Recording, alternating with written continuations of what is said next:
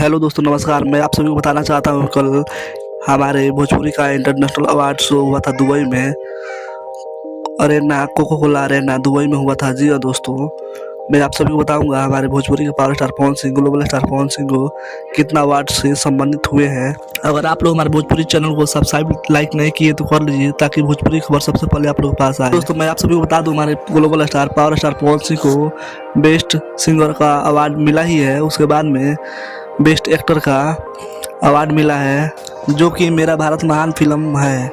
जी हाँ दोस्तों, और हमारे पावर स्टार पवन सिंह को हमारे स्वाभिमान फिल्म पर 2 अवार्ड मिला है। मैं आप सबको बता दूं कौन कौन अवार्ड मिला है। बेस्ट फिल्म का, बेस्ट स्टोरी का मेरा भारत महान फिल्म को मिला है बेस्ट सिनेमाग्राफी का अवार्ड। और मैं आप सभी को बता दूं, हमारे भोजपुरी का पावर स्टार पवन सिंह को और भी अवार्ड मिला है दोस्तों। जी हाँ दोस्तों, वो अवार्ड है बेस्ट डांसर का अवार्ड।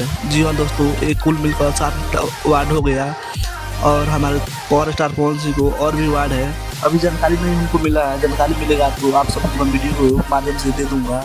तब तक के लिए धन्यवाद, मिलते हैं।